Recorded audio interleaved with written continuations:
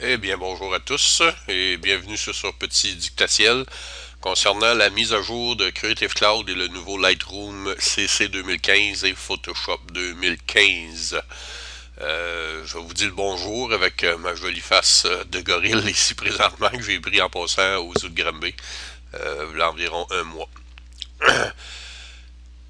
Pour ceux qui sont abonnés à Adobe, on vient d'avoir récemment, hier, une mise à jour vraiment importante de Lightroom 2015 et Photoshop 2015.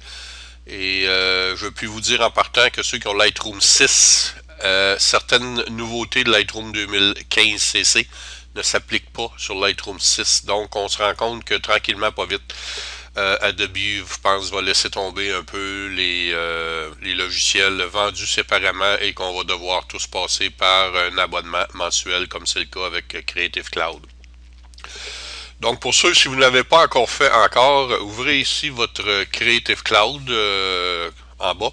Et sur la page d'accueil ici en haut, vous allez voir que c'est marqué qu'il y a une mise à jour à faire. Les miennes sont déjà faites, donc c'est pour ça qu'on la voit pas. Et vous allez juste à cliquer dessus et d'être patient un peu et de faire la mise à jour. Un coup que la mise à jour de Creative Cloud est faite, vous allez ici sur le deuxième onglet qui s'appelle les apps et vous allez avoir votre Photoshop et Lightroom qui vont être ici marqués mise à jour ou mettre à jour. Vous avez juste à cliquer dessus et tout simplement attendre que le tout s'installe. Normalement, il ne devrait pas y avoir de problème. Lightroom va garder vos mêmes catalogues, les mêmes choses que vous aviez habituellement. Si on le rouvre, on va voir que il n'y a pas grand-chose. En réalité, il n'y a pas grand-chose de différent présentement. C'est la même interface, excepté qu'on voit 2015 version 2015.1. Il y a un nouveau caméra raw en passant 9.2, je crois, qui est appliqué à ce moment-ci. Donc, Lightroom ouvre présentement. La grosse chose que j'ai vue vite fait ici, la nouveauté, c'est si on regarde ici en bas, dans l'onglet Effets, vous allez voir ici, vous avez votre gain que vous pouvez faire justement, comme on dit, des vignettes, des vignettages, excusez, bon, je cherchais le mot. Et en bas de ça, ici, vous allez voir, c'est nouveau, c'est correction du voile. Souvent, on a une photo qui est un peu comme ceci, on a l'impression qu'il y a comme un petit voile en avant de la photo, ou qui un petit nuage blanc. Fait que vous allez juste ici cliquer correction de voile, et vous voyez, regardez en tassant, on enlève ce voile et on réajuste presque automatiquement la photo avec ses couleurs naturelles. Fait que donc, on n'a même presque pas besoin de toucher à des ajustements pour finaliser notre photo. Donc, juste ce nouveau curseur ici qu'on appelle correction de voile, je le trouve très très bien. Les autres options sont d'ailleurs étaient là dans la dernière version, mais je crois qu'ils l'ont amélioré. J'ai pas eu le temps encore de les tester. Exemple, si on fait un filtre gradué ici et qu'on maintient Shift, on clique et on descend notre filtre gradué ici en bas. On a naturellement ici nos curseurs qu'on peut foncer. Et après ça, on a ici pinceau ici pour modifier seulement une partie du filtre gradué qu'on a. Donc, on peut juste avec ça modifier seulement qu'une partie du filtre gradué. Mais je vais vous revenir là-dessus avec plus en détail avec les nouveautés à ce niveau-là.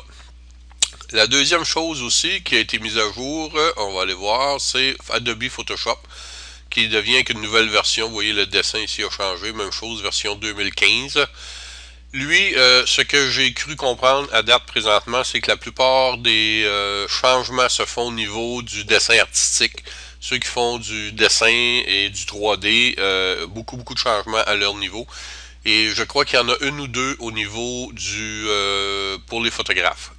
Par contre, ce que je désirais apporter ici, c'est ceux qui ont si on va voir ici dans l'affichage, on l'a, excusez, dans les fenêtres, on l'a ici extension. Et s'il y en a qui avaient des extensions ici, vous allez devoir les réinstaller. Moi ici, j'ai l'extension, ce qu'on appelle Easy Panel, qui est présentement ici. C'est ceux qui désiraient l'avoir, c'est des actions déjà préfaites ici dans mon Photoshop que je me sers des fois, qui sont très utiles et sont gratuits et ça a été donné par Jimmy McIntyre. Vous pouvez aller voir sur son site. Vous avez juste à googler Jimmy McIntyre et vous allez avoir un lien pour aller chercher toutes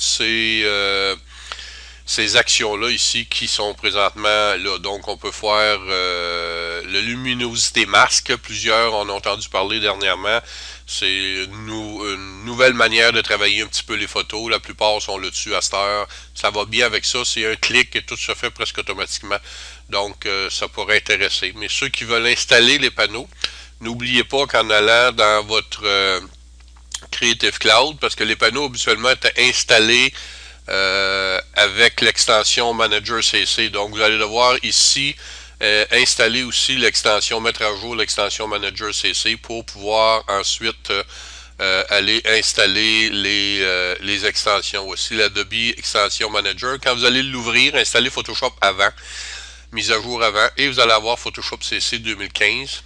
Et vous pouvez après ça réinstaller vos extensions, c'est-à-dire, exemple la mienne, si je m'en viens ici, dans mon dossier téléchargement, j'avais le Easy Panel que je suis retourné chercher sur le site de Jimmy McIntyre pour avoir l'auto-install qu'on double-clique et il vient s'installer automatiquement dans votre Photoshop.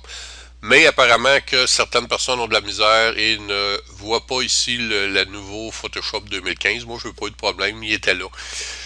Il y a une autre façon, ceux qui vont aller sur le site de Jimmy McIntyre pour avoir les extensions, il explique tout, il vous donne même un lien vers une vidéo comment l'installer en anglais par contre, manuellement. Adobe apparemment aussi essaye de s'éloigner de l'Extension Manager qu'on voit ici pour tout simplement aller dans sa bibliothèque qu'on a normalement ici, là, ma bibliothèque là. Ils veulent surtout passer par la bibliothèque pour les extensions avec le kit, mais c'est pas encore tout à fait clair. Il n'y a pas grand chose présentement dans la bibliothèque, donc ça va probablement des choses à développer. Ça fait que c'était ça pour aujourd'hui, juste pour vous rappeler de faire vos mises à jour immédiatement. Il ne devrait pas avoir de problème, tout fonctionne bien. Et si vous avez des questions, ben, vous pouvez m'envoyer un courriel, je vais essayer d'y répondre le mieux possible à Garant-André, Garantandre, @gmail.com. Merci et bonne journée.